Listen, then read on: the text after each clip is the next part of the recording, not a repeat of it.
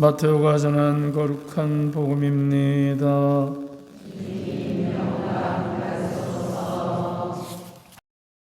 그때 예수님께서 고향에 가시어 회당에서 사람들을 가르치셨다. 그러자 그들은 놀라서 이렇게 말하였다. 저 사람이 어디서 저런 지혜와 기적의 힘을 얻었을까? 저 사람은 목수의 아들이 아닌가? 그의 어머니는 마리아라고 하지 않나? 그리고 그의 형제들은 야고보, 요셉, 시몬, 유다가 아닌가? 그의 누이들도 모두 우리와 함께 살고 있지 않은가? 그런데 저 사람이 어디서 저 모든 것을 얻었지? 그러면서 그들은 그분을 못마땅하게 여겼다. 그러자 예수님께서 그들에게 이르셨다. 예언자는 어디에서나 존경받지만 고향과 집안에서만은 존경받지 못한다. 그리고 그들이 믿지 않으므로 그곳에서는 기적을 많이 일으키지 않으셨다. 주님의 말씀입니다. 예언자는 어디에서나 존경받지만 고향에서는 존경받지 못한다 하는 이 말씀을 아마 우리는 많이들 들으셨을 겁니다. 왜 예언자는 고향에서 존경받지 못할까? 그것은 사람을 보는 우리들의 시각이 자기가 갖고 있는 고정관념에 젖어 있기 때문에 그렇습니다. 여러분 가정에서 함께 살아가는 아내와 남편 늘 보던 사람이기 때문에 과연 그 사람에게서 새로운 것을 찾을 수가 있을까? 만약 그 사람이 하느님이 내게 보낸 예언자라면 과연 그 사람을 내가 예언자로 받아들일 수 있을까? 여기 보니까 부부가 같이 오신 분이 몇 분 계시는 것 같은데 한번 쳐다보세요. 이 사람이 과연 예언자일까? 내 인생의 예언자일까? 바로 그 상대를 바라보는 나의 시각이 얼마나 우리가 시간이 가면 갈수록 고착됩니다. 그 고착이 어떻게 고착이 되느냐? 상대의 관점에서 고착이 되는 게 아니고 내가 보는 관점에서 자꾸만 굳어갑니다. 내가 보는 관점에서. 그러면 그 말은 결국 내가 나를 보는 관점도 내 안에서 내가 점점 굳어가는 것입니다. 내가 나를 보는 관점이 내 안에서 굳어가기 시작하면 몇 가지 나타나는 현상이 있습니다. 첫째, 남의 말을 안 듣습니다. 남의 말을 안 듣기 때문에 어떻게 되느냐? 자기 생각에 계속해서 사로잡히면서 자기 생각에 사로잡히면 자기 생각 안에서 다른 사람도 판단합니다. 그렇게 되면 내가 나에 대해서 가지고 있는 이기적인 시각 안에 나와 이웃을 모두 가두어 버립니다. 그러면 상대에게서 또 내 자신에게서 새로움을 느껴야 우리가 그 새로움 안에서 우리들 스스로들이 성숙된 자기를 느낄 수가 있는데 새로움을 느끼기가 어려워지게 됩니다. 그렇다면 우리가 다른 사람을 바라볼 때 또 나 자신을 바라볼 때 나 안에서 지금 내가 고정관념처럼 나를 꽉 붙들고 있는 나의 고정관념이 있을 겁니다. 그런데 그 고정관념에는 대부분 상처가 들어있을 가능성이 굉장히 높습니다. 상처. 그래서 그 상처가 이제 덜 추워지거나 또는 그와 유사한 상처를 받게 되면 사람이 움츠러들기 때문에 그 상처로부터 나온 두려움이 우리 안에 고정관념을 만들기가 쉽습니다. 그러면 어떻게 되느냐? 두렵보니까 회피하는 것입니다. 피하는 것입니다. 그래서 부부간에 또는 부모와 자식 간에 형제 간에 지금 처해 있는 현실을 두고 각자가 진지한 대화가 어려워지는 것입니다. 왜냐하면 회피하니. 그래서 우리들이 더불어 가까이 살아가는 사람일수록 우리가 지금 처해 있는 현실에 대해서 또는 당신과 나의 관계에 대해서 진지하게 새로운 관계를 개선하기 위해서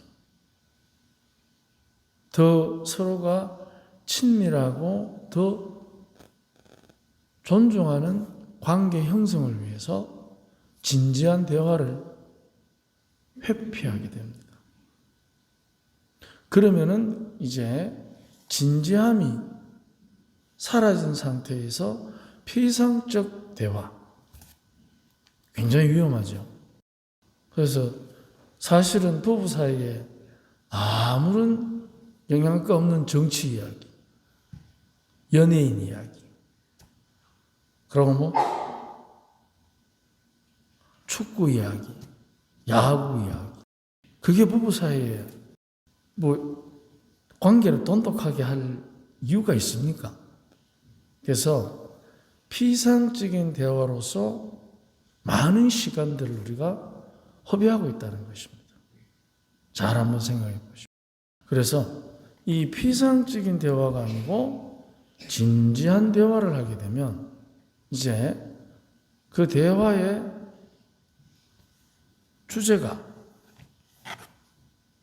서로가 서로를 사랑하는 사랑의 주제가 돼야 되는데 진지한 대화를 밀어놓고 피상적인 대화를 하다 보니까 막상 가족 간에 어려운 일이 닥치면 대화가 진지하게 풀려나가기보다는 엉뚱한 쪽으로 갈 수도 있다는 것입니다.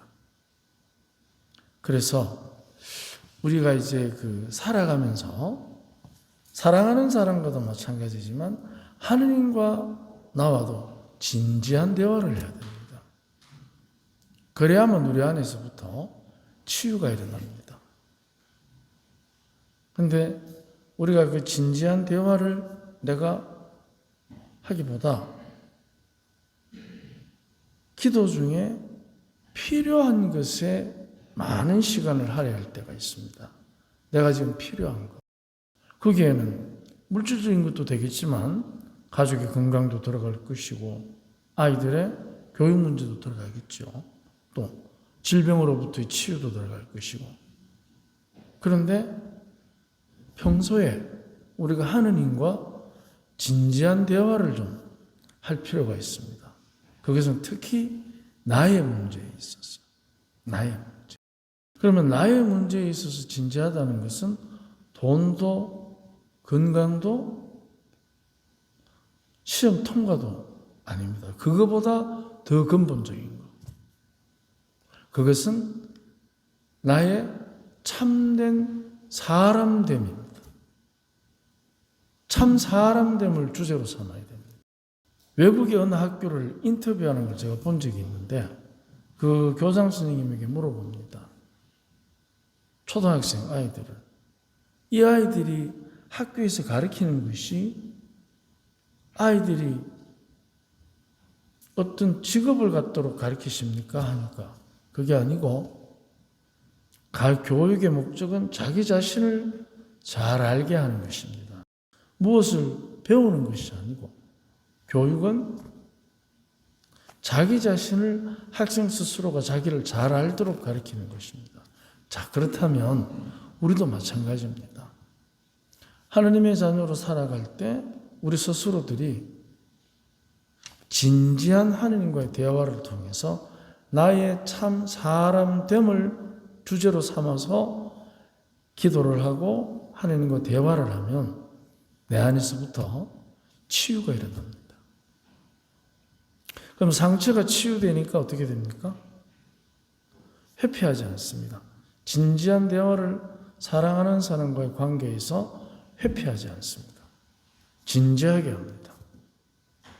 진지하게 한다고 해서 당신 좀 앉아봐. 내가 할 말 있다.